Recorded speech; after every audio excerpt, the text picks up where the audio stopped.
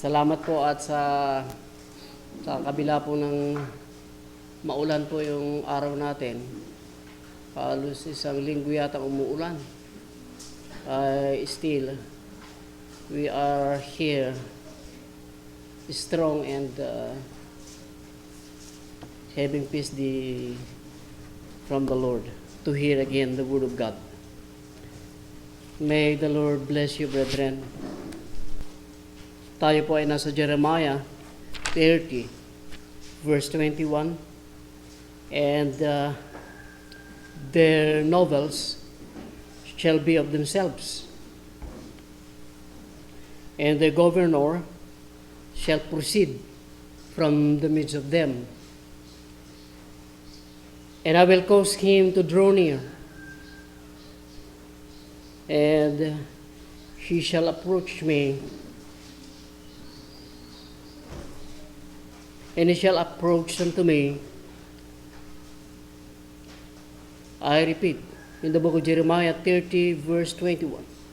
And their novels shall be of themselves, and their governor shall proceed from the midst of them. And I will cause him to draw near, and he shall approach unto me. For who is this that engaged his heart approach unto me? And this is the question of God to the Israelites. And he shall approach unto me. Now, this is the question of the Lord. For he is this that engaged his heart approach unto me, saith the Lord. Ang Diyos ay nagtanong po sa kanila, hindi ito madaling sagutin. Sa akin, hindi madaling sagutin. Hindi ko alam sa inyo kung ang Diyos ay nagtanong sa inyo nito, na sino ka ba na ang iyong puso ay inilalagak mo sa Kanya? Sino ka? Anong klaseng tao ka na ang iyong puso ay itinatalaga mo sa iyong Diyos? At sapat ba ang puso mo na lumapit sa akin? Ang sabi ng Diyos. Hindi ito madaling sagutin kung gaano ba talaga kalapit naman iyong tayo sa Diyos. Let me repeat the question of God to His people. For He is this that engage his heart approach unto me. Hindi naman po lingid sa atin na wala naman po sigurong taong hindi lumalapit sa Diyos liban doon sa hindi naniniwalang may Diyos. Lahat naman tayo lumalapit sa Diyos. Amen. Kaya nga may religion, may mga relihiyon dahil gusto nilang ang Diyos malapit sa kanila. Bawat relihiyon, inilalagak nila ang kanilang puso para lapitan ng Diyos. Pero hindi alam ng mga tao na sa kanilang pag-aakala na ang Diyos ay ganun na lamang, na napakasimple o napakadaling lapitan. Pero dito mabubuo yung mensahe natin na ang Diyos ay hindi madaling lapitan. Nagtatanong ang Diyos sa mga taong lumalapit sa Kanya kung anong uring tao siya. At yung pagtatalaga niya sa kanyang puso para lapitan ang Diyos.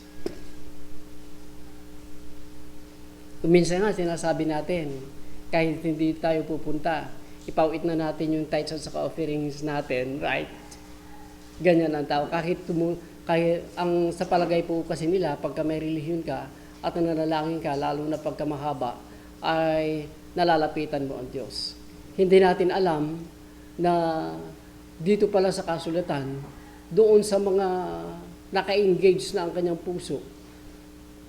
Yung nakatalaga na ang puso niya ay lapitan niya ang Diyos, nagtatanong siya ng anong klaseng tao ba ito? Para bang may kinakausap ang Diyos na ang sabi niya, Panginoon, may tao doon, gusto kang lapitan. Pero nagtatanong ang Diyos, anong klaseng tao yon? Taga-ano dijay? Kapang kapangero di tani, dumawat itulong ka. Sino ang mayor nyo doon? Sino ang kapitan nyo doon? Taga saan ka? Anong trabaho mo? Hindi, kung sa mga material na bagay ay napakahirap makakuha ng favor doon sa mga tao na gusto nating lapitan, sa palagay nyo ba ang Diyos ay mas madali kaysa sa kanila? Kung mas mahirap dito sa daigdig ang lapitan ang mga taong matataas, mas mahirap na lapitan ng Diyos. Hindi madaling i-approach ang Diyos. Hindi katulad ng ating inaakala. Kaya nga nagtanong ang Diyos dito, sino yung tao na yan? Para italaga niya ang kanyang puso para lapitan ako. Noong inimbestiga ko ang banal na kasulatan tungkol dito, ay inimbestiga ko ng matagal na panahon yung bagay na ito. Kung ang Diyos ba ay talagang mahirap, napakadelikadong lapitan, ay hindi kakaunti ang banal na kasulatan na nagpatunay na totoong hindi madaling lapitan ang Diyos. Marami ang mga pahayag ng Biblia, mas maraming bahagi ng kasulatan na nagsasabing mahirap talagang lapitan ng Diyos. Hindi katulad ng inaasahan ng mga tao at inaakala na ang Diyos ay napakadali. Kahit sinasabi ng Biblia na lapitan mo ang Diyos at lalapitan ka. Draw near to God and He will draw nigh to you. Kahit ganun ang sinasabi ng Biblia at kahit sinasabi ng Biblia sa Jeremiah 23 na ang Diyos ay hindi malayo, kundi ang Diyos ay napakalapit. Ganun pa man, ang Diyos na napakalapit na ito, ay hindi ganun kadaling lapitan pa rin. God is not a God afar off. Pero ganun pa man, hindi siya madaling lapitan. Sinasabi natin, and this is also the declaration of Paul in his book, Romans chapter 3. Kahit sinasabi ni Paul na ang Diyos ay hindi lamang Diyos na Mahudyo, God is not the God of the Jews only, but also the God of the Gentiles. Kahit ganun, ay hindi sinasabing madali na lapitan ng Diyos. Hindi mailaalis na tinatawag nating di ba pagka tayo nagpapadala, may nakasulat na, anong tawag doon, yung napakadelikado? Fragile. Kailangang ingatan mo yun dahil napaka-delicate yung karga noong karton o ng kahon. Ang Diyos, hindi ba mas delikado ang Diyos na lapitan? Napaka-delikado. Itong objective na ito, nung masiyasat ko kung bakit inihahayag ng Biblia sa Old and New Testament, na napakadelikado siyang lapitan, hindi siya madaling lapitan, ay upang ma-maintain naman natin, para ma-assure din natin, para mapaganda naman natin yung kung anong uring Kristiyano meron tayo sa harapan ng Diyos. Dahil pagka inaakala natin na ang Diyos ay madali lang lapitan, ang Diyos ay banayad kung magalit, ang Diyos ay laging handa na magpatawad, hindi naman talaga ganyang kadali doon sa inaakala natin.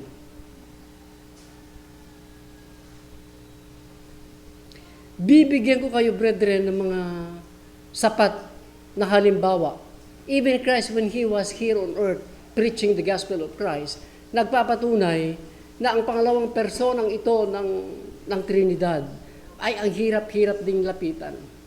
Ang akala natin sa kanyang paglabas at pagpasok ay basta-basta na lang nalalapitan ng Panginoong Hesus. Hindi.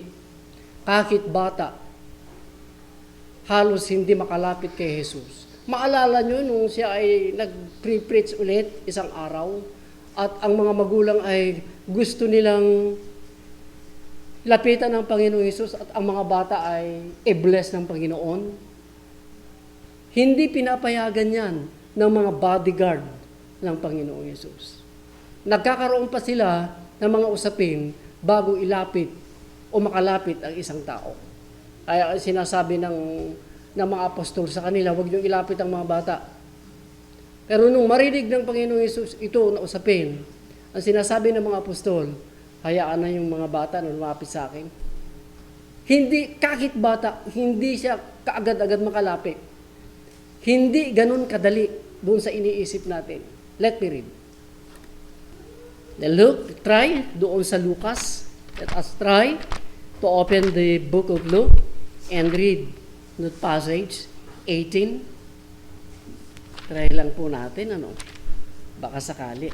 Kung hindi, di tama naman yung sinabi ko na yung mga bata ay hindi, kahit bata, hindi nakaka. 15. And they brought unto him also infants, that he would touch them. But when his disciples saw it, they rebuked them. O yung mga bata, wag yung ilapit. Parang ngayon na nga pati bata hindi na pinapalabas dahil lumulobo na naman yung cases sa atin. Ang Panginoong Hesus hindi ganun kadali. O yung bata, siguradong palalapitin yan. Pero hindi pinapalapit ng mga bata. And they brought unto him also infants, that he would touch them. But when his disciples saw it, they rebuked them. Huwag yung ilapit ang mga bata, kayo mga magulang.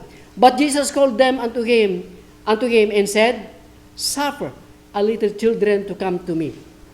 Meron pang pahintulot ang Panginoon kung lalapit ang isang tao o hindi. Right? Sige, baybayan yun. Nga iya si digdadag ito ubing. Another example. Maalala nyo yung, nung babasa nyo ito, nung si Jesus ay nag-preach, at madalang na umuwi ang Panginoon sa kanyang pamilya, kaya naman, dahil sabik na rin ang kanyang ina at ang kanyang mga kapatid, doon, gusto nilang makita si Jesus. Ngunit hindi agad-agad niya, aglisi kay man, di anak ko, aglisi kay man, da jumano me, kahit mailiw kami, hindi ganun kadali. I-stop muna kayo dyan, i-try namin kung makapasok kayo o hindi. In the book of Matthew chapter 12, even his family, it's not easy to approach Jesus. 46, Matthew 12:46. Nung ang Panginoong Hesus ay nagtuturo sa mga tao, behold, his mother and his brethren stood without, desiring to speak with him. Nandun siya. Nagtuturo sa loob. Nandun naman yung kanyang mga magulang at kapatid. Gustong makita. Pero hindi agad-agad silang nakakalapit. Thy mother and 37, then one said unto him, behold, thy mother and thy brethren stand without, desiring to speak with thee. Makita nyo yung hindi siya kaagad-agad ma-approach. Meron pang yung pamilya mo gusto kang makita. Ganun yun. Hindi yung pamilya kami, aglisi kayo. Hindi ganun. Dahil isa siyang nakakit sa panahon na yan ay hindi siya hari. Nakahit sa panahon na yan ay maraming hindi naniniwala sa kanya. Hindi agad-agad nakakalapit ang mga tao sa kanya. Let me read again. And Matthew 20, pupunain natin ng mga halimbawa. Matthew 20, ito yung dalawang blind, the two blind men. Verse 30. And behold, two blind men sitting by the wayside, when they heard that Jesus passed by, cried out and saying, have mercy on us, O Lord, thou Son of David. Yun ang mga sigaw ng dalawang bulag. And the multitude rebuked them, because they hold their peace. But they cried the more, saying, have mercy on us, or Son of David. Sigaw pa lang yun Dadaan pa lamang ang Panginoon. Naririnig nila si Jesus na dumaraan. Nagmamakaawa, nalalapitan sana sila ng Panginoon. Pero pinapatigil na ito, ang kay unay na tagari. Dadaan ng Panginoon. Huwag kayong maingay. Napakasimple. Pero pagka binuksan mo ito, nagsasabing hindi madaling lapitan ang Panginoon. The more na pinipigilan, the more agririyaw mo tagiduwa. And then last, 12 nang dyan. Inihuli ko ito dahil medyo mas mabigat ang timbang. John chapter 12. 23. Unahin ko na po sa 20. And there were certain Greeks among them that came up to worship at the feast. May mga Griego sumamba sa Jerusalem sa piyestang niyon. The same came therefore to Philip. Ang kanilang nilapitan ay si Felipe. Isa ito sa bodyguard ng Panginoong Jesus. At ito ay apostol ng Panginoon. Then same came therefore to Philip, which was of Bethsaida of Galilee, and desired him, saying, Sir, we would see Jesus. Panginoon, Sir, gusto namin makita si Jesus. Ay, hindi ganito, hindi yun. Si Jesus, yun daan kayo dyan, yun, siya yun. Hindi ganun. Kundi si Philip, pumunta muna doon sa isa. At ang sinasabi ni Philip, gusto nila makita ang Panginoon. Meron munang authorization bago ito ma-approach. And the same came, verse 21, the same came therefore to Philip, which was of Bethsaida of Galilee, and desired him, saying, Sir, we would see Jesus. And Philip cometh and telleth Andrew. Brad, gusto raw makita ng mga Griego ang Panginoong Jesus. Sige, try natin. Yung dalawa, pumunta pa sa Panginoon. Hindi yung pagka may gusto, basta giwalin kayo lahat at itataotan, tanumabwal kayo, di bumahon kayo, banda na dyan. Hindi siya ganun kadaling lapitan. Sige, try natin. Ang sabi nga dito sa 22, Philip cometh and tell it to Andrew. And again, Andrew and Philip tell Jesus. Sige, dalawa tayo. Nalalapit sa Panginoon. Try natin. Ganon, right? Hindi siya madaling lapitan kahit sa ganong bagay lamang. Doon sa Old Testament, may bahagi rito na totally, I'm really convinced na ang Diyos ay hindi madaling lapitan, napakadelikado. Hindi doon sa inaakala natin. Agsayap ka, po, isusuyap mo latan, maturog ka, ganun lang. Naikararag mo ta kanimon, una kinidaya akong, ganun na lang. Naikararag, yung kinidayak na tayo, nabang kikiwara mata, naikararag ko na. Ganun na lang kadali na ilapit mo ganyan ng Diyos. Noong unang-unang meet ni Moses at ang Diyos, nung nakita ni Moses, yung naglalagablab na bush na hindi nasusunog, lapit. Akyat sa bundok, din lapit. Pero sabi ng Diyos sa kanya, Moses, huwag kang lalapit sa akin. Nakukuha niyo yung message? Huwag kang lalapit sa akin, hanggang dyan ka lang. At tanggalin mo yung shoes mo. For this is a holy ground, Moses. Ganun ba yon? Ang Diyos ay hindi madaling lapitan, na katulad ng inaakala natin. Chapter 3 po yan ay Exodus. Pagkatapos noon, nung galing na sila sa Egypt, nung nagbigay ang Diyos ng 10 Commandments at ng mga batas, tignan nyo kung gaano kahirap malapitan ng Diyos. Ang akala nga natin, ang sabi nga ng Panginoong Hesus, ang akala ng mga tao, chapter 6 ng Matthew, ang akala ng tao dahil sa magagandang at maririkit na salita na makakaba na paulit-ulit ay malalapitan nila ang Diyos. Pero sabi ng Panginoong Hesus, hindi. Dahil bago pa lamang kayo magsalita, alam na ng Diyos kung anong hinihiling nito. Tama? Dahil ang alam ng ilan, dahil sa haba-haba ng kanilang panalangin, nalapitan nila ang Diyos. Pero hindi. Kaya iwas-iwas lamang po yung ang haba-habang panalangin na paulit-ulit durog, sublikan tumunod. Dahil hindi naman tayo pakakbaan. Dahil alam na ng Diyos ang laman nito. Kahit ito ay napakaikli, kung ito ay napakalaman, silbi ata may sa kilo nga puro taba. O di may yung kalahating kilo kung puro lasag. Sa Exodus chapter 19, dito ako magtatagal dahil ito kasi yung maganda. Nagagandahan ako. Exodus 19, noong magbigay na ang Diyos na kanyang mga batas, kasama ang 10 commandments. Verse 3, And Moses went up unto God, and the Lord called unto him out of the mountain, saying, ito ang sasabihin mo sa sambahayan ni Jacob. Thus shalt thou say to the house of Jacob, that and tell the children of Israel. Ito ang sasabihin mo sa mga Hudyo.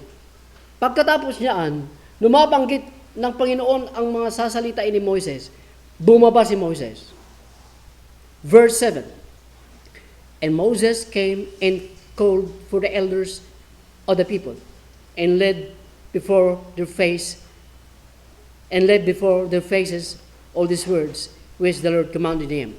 Ganito yan. Kung hindi nyo ito nasisiputan, masiputan na basta din masiputan. Galing sa taas ng mountain, ito ang sasabihin mo. At pagkatapos, bababa si Moises, ito ang sinasabi ng Diyos. Another, verse 9. And the Lord said unto Moses, Lo, I come unto thee in the thick cloud of the people, and may, that the people may hear when I speak with thee, and believe thee forever. Ako doon, magsasalita ako sa iyo doon, para maniwala ang mga tao sa iyo. Pagkatapos niyan, and Moses told the words of the people unto the Lord. Pagkatanggap ni Moses ang salita ng Diyos para sa tao, baba ulit si Moses para sabihin doon sa mga tao. Alam kong nasusundan niyo ako. Walang sino mang nakaka-approach sa Diyos, liban kay Moses.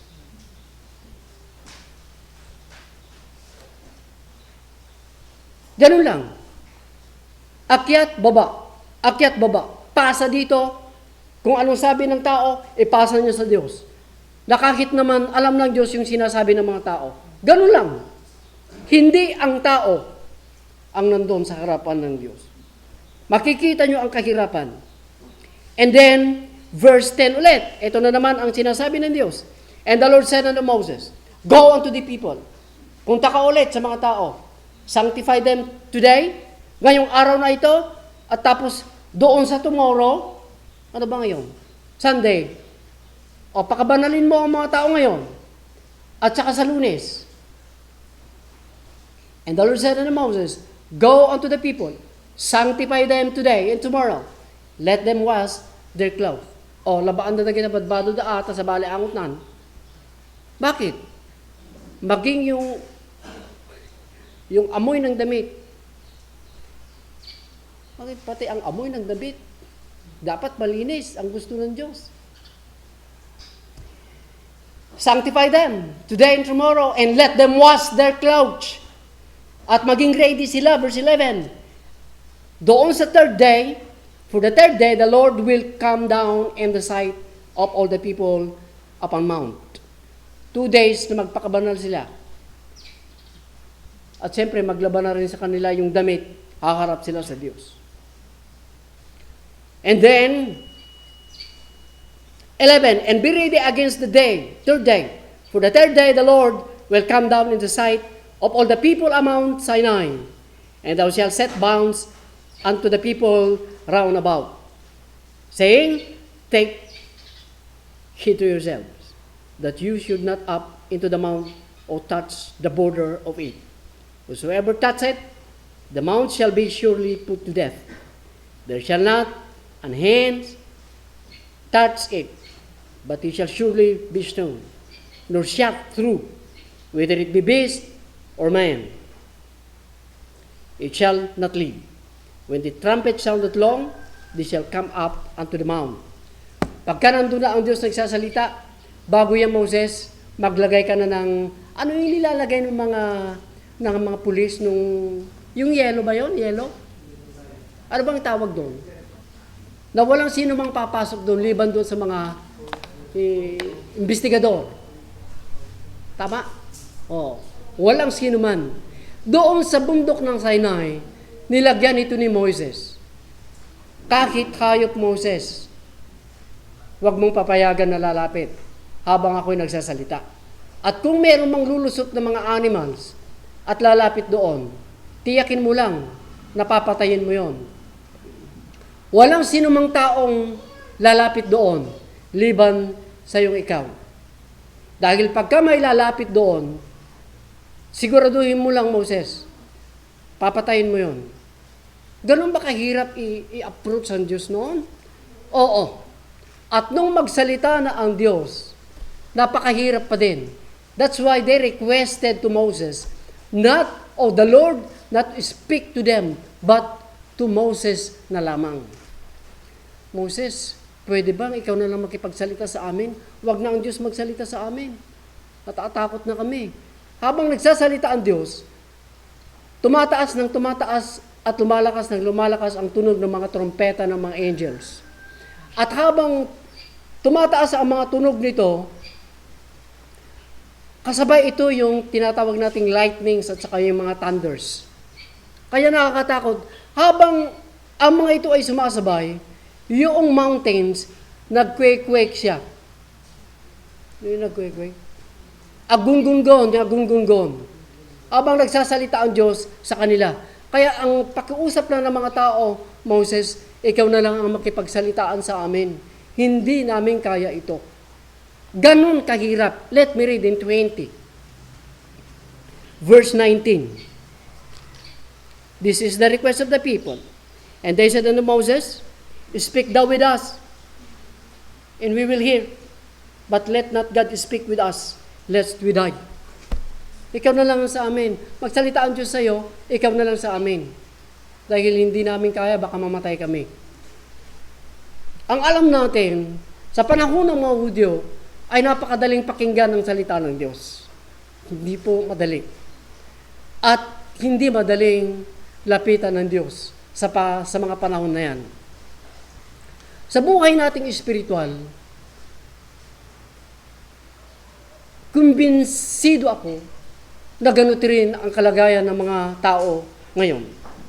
Ang mga Kristiyano ngayon. Hindi madali na lapitan ng Diyos ayon doon sa ating ipinapalagay. Bakit, Pastor? Bakit ganoon? Magbibigay na lamang ka kahit dalawa. Bakit hindi ganun kadaling lapitan ng Diyos? Unang-una po dahil ang Diyos ay napakabanal. Amen? Noon ngang, kaya nga may temple, may tabernakulo, may templo. Pagkatapos ng tabernakulo. Kung maalala nyo, the temple or the tabernacle separated into two parts. The first part is, we call it holy place. And the second part, we call it the Holy of Holies. Dito nila namimit ang Diyos. Hindi nila namimit doon sa panglabas lamang. Dito sa loob, sa kabanal-banalang dako. Ang templo at ang tabernakulo nagkakayag na hindi madaling lapitan ang Diyos. Kahit ang tao ng Diyos ng mga Hudyo.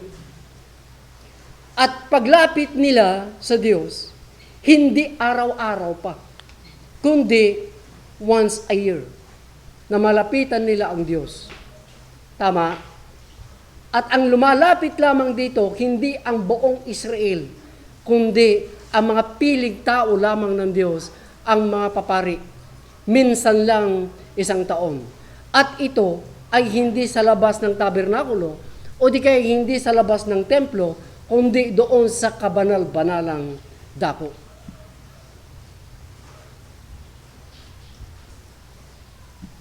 Sa atin, brethren, ito ang pagkakayag ng Diyos doon sa lubhang kabanalan ng Diyos. Ito ang dahilan kung bakit hindi madali nalapitan ang Diyos. Amen?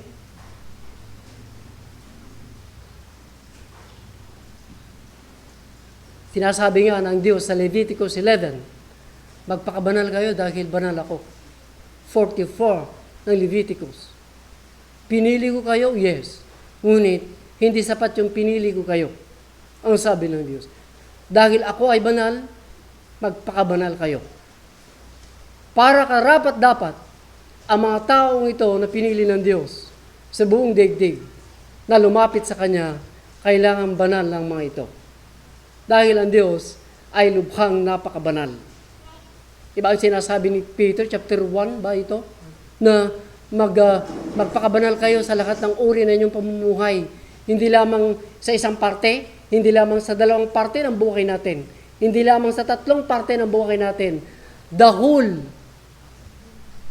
life of every Christian must be holy. Lahat ng uri ng pamumuhay ang sinasabi ni Pedro. Kung ano yung buhay natin dito, siya rin ang buhay natin doon sa labas. Kung banal tayo rito, di ba napakabanal natin? Dito? Di ba may Bible din tayo rito? Ang tahi-tahimik natin. At ito ay dapat siya yun. Huwag kayong maniwala sa mga sinasabi ng pastor na sa kapilya lamang, sa church lamang dapat banal. At diyan, sa bandarian, sa may pintuan, pwede kang uminom diyan at pwede kang managiryo diyan, magchismis diyan. Pagpasok mo, hindi na. Kasi banal ito. Ang buhay natin hindi, ang kabanalan ay nasusukat sa napakaliit ng lugar ng kapilyang ito. Ito ay nasusukat dahil ang Diyos sa gabi at araw nakatingin sa atin. Ang lubhang napakabanal na Diyos. Yan po yung dahilan kung bakit ang Diyos ay hindi madaling lapitan. Lumapit si Cain, lumapit si Abel, rejected yung isa. Amen? Dahil ang pamumuhay ng isa ay matuwid, si Abel, ang pamumuhay ni Kuya ay hindi matuwid. Hindi madali. Nakakit parehas na mayroong handog, hindi madali nalapitan ng Diyos. Ayon doon sa ating inaasahan. Yan ay sa parte ng Diyos. Dahil ang Diyos ay lubhang napakabanal. Huwag kayong maniwala na pagka paniwalaan mo ang isang aklat,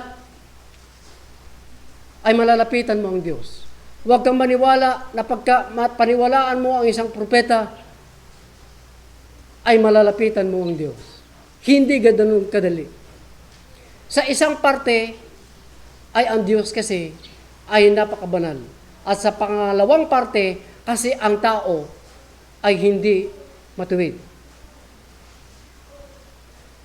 Ang sinasabi ni Pablo sa Romans chapter 3, nagkulang ang tao sa katwiran ng Diyos. Come short for the glory, come short to the righteousness of God. Tingnan nyo mabuti huwag kayong maniniwala yung tinatawag natin tulip o yung doctrine ni Calvin na totally na ang tao ay wala siyang spiritual na pagkamalay pagkatapos na si Eva at Adan ay nagkasala. Meron. Ang katwiran na ng Diyos na nasa tao noon ay na-short. Meaning, may natitira. Meron siyang pagkakataong pagka nakilala niya na siya ay makasalanan, pwede siya, kung gusto niya, ay pagsisihan niya ito para malapitan niya ang Diyos na banal. Ang sinasabi ni Pablo sa 3 ng 23, nagkulang ang tao sa katwiran ng Diyos. Nagkulang na. Kaya kahit abutin mo ang Diyos, hindi mo maabot. Dahil yung katwiran ng Diyos na nasa tao, short. Dahil lahat ay nagkasala. Lahat ay nagkasala. At naranasan na niyang namatay ang bawat tao. Amen? Kung maalala nyo yung, saan ba yun? Sa Lucas 18, yung dalawang tao na umakyat doon sa Jerusalem at nanalangin sa Diyos. Di ba ito yung, yung isa? Publicans. At yung isa ay Pariseo. May relihiyon ito. Napakatuwid. Ang kanyang ipinagmamalaki ay nagtatight siya sa lahat ng kanyang ari-arian. At liban doon ay ipinagmamalaki niya twice siyang nagfa-fasting. May relihiyon na ganyan. Ipinagmamalaki ang kanyang pag-aayuno. Dahil yun daw ang kaligtasan, pag-aayuno. Wala, gumising kayo. Ang pag-aayuno ay hindi kaligtasan. Nung nanalangin ang dalawang ito at nagmayabang ang inaakala niya siya ay matuwid at kaya niyang lapitan ng Diyos at makumbinsi niya ang Diyos, natanggapin siya ng Diyos, hindi tinanggap siya ng Diyos. Kahit pa nagagawa niya yung hindi siya nakikikamalala, hindi siya mga extortioners, nagtatay siya at saka nagpa-fasting siya, nagpre-pray siya, hindi siya tinanggap ng Diyos. Dahil sa totoo naman, i-reject niya ang kanyang kapwa-tao. Samantalang yung makasalanan na lumapit sa Diyos at kinikilala niya na siya ay makasalanan, wala siyang karapatang umarap sa Diyos, umuwi ito. Kasabay ng para sa iyo, tinanggap siya ng Diyos, yung taong nagpapakumbaba, kaysa yung taong nagmamataas. Kaya sinasabi ni Jesus, pagka nagmamataas ka, ibababa ka ng Diyos. Pagka ikaw naman na nagpapakumbaba, dahil kinikilala mong ikaw nga ay may sala, itinataas ka ng Diyos. Brethren, ang mga bagay na ito, katutuhanan mula sa Bible, sa salita ng Diyos, ay nagiging pahayag para sa atin, para naman tayo ay mapaganda naman ang ating buhay bilang isang mananampalataya. Amen? Ang gawin lang po natin, bago po tayo magtapos, ang gagawin natin, lapitan natin ang Diyos, dahil may utos na let us draw near to God with a pure heart. In the book of Hebrews 11.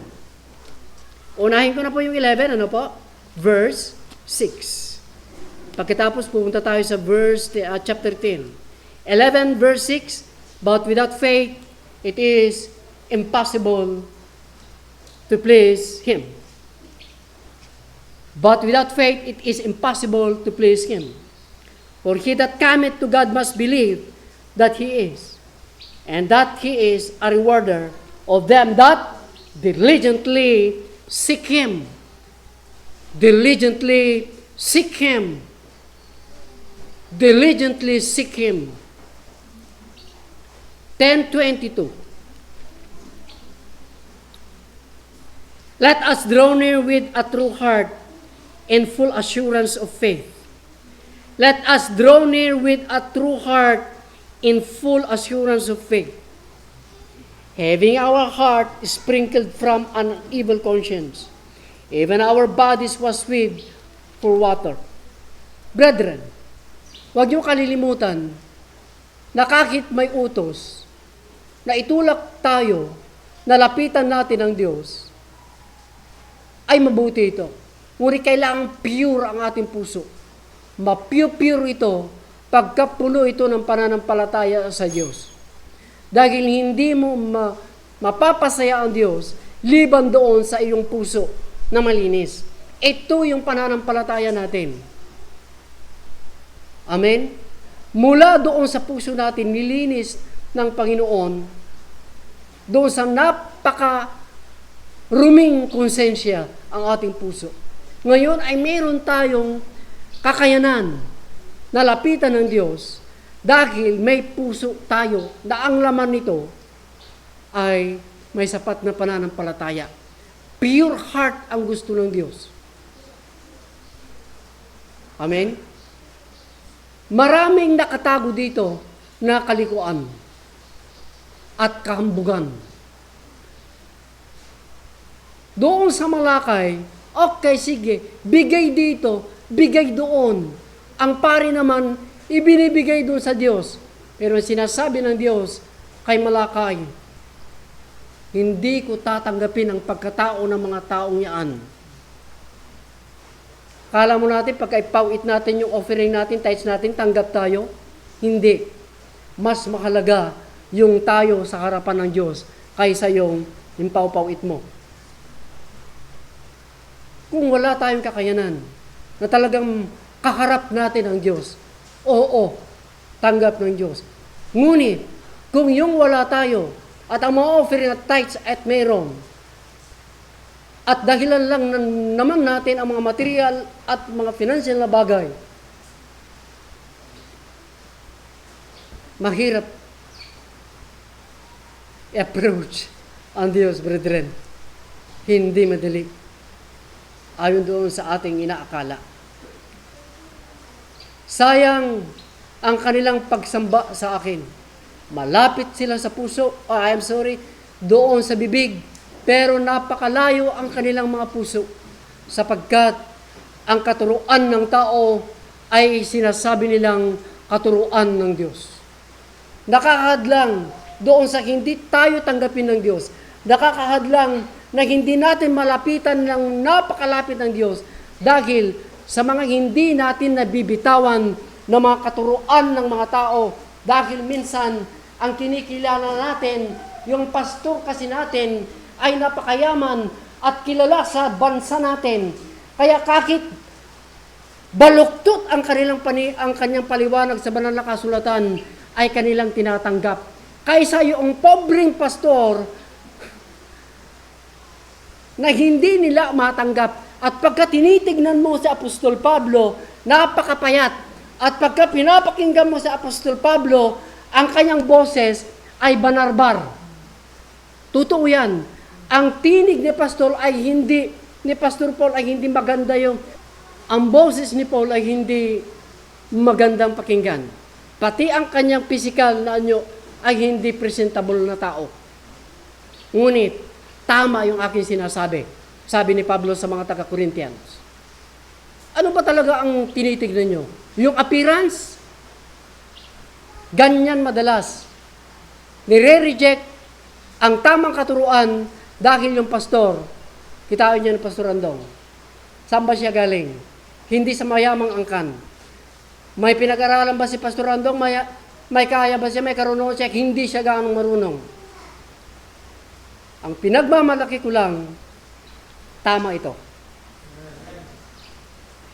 Ngunit yung madalas na pinapakinggan ng mga napakaraming mga tao, malalaking churches, baluktot ang kanyang pagpapaliwanag.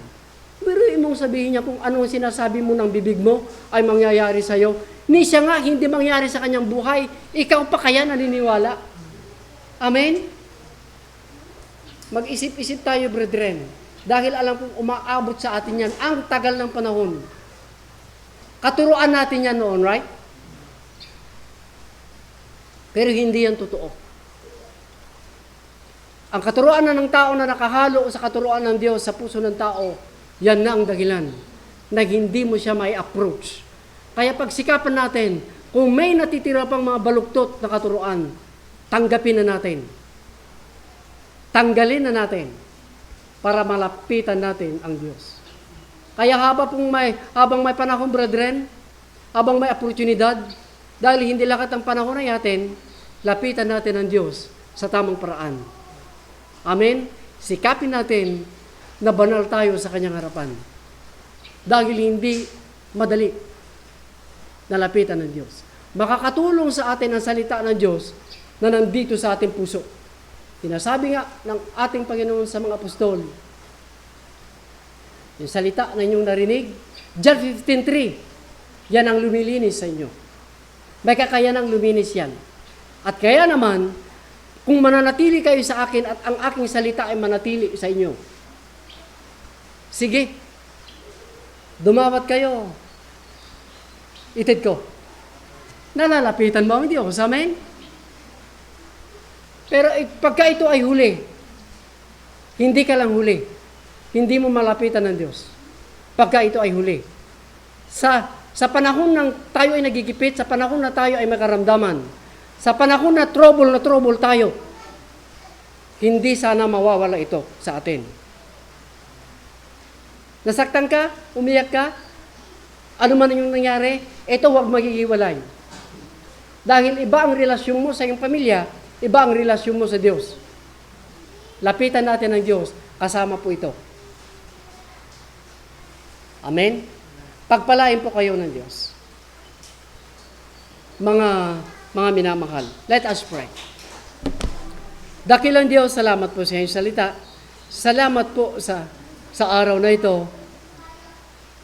Strong po kami na nakapagsilbi sa iyo sa araw na ito at napurihan ka namin. Ang iyong salita, muli ay namin pong narinig. Totoo po, kumbinsidi po kami na hindi ka madaling lapitan. Ngunit may mga oportunidad kang ibibigay sa amin, gabi at araw. Ang iyong salita ay nasa amin. Ang iyong banal na Espiritu ay nasa amin. Kaya meron po kaming assurance na lalapitan ka sa lahat ng panahon. Salamat po, Diyos, sa ngalan ng aming Panginoong Hesus. Amen.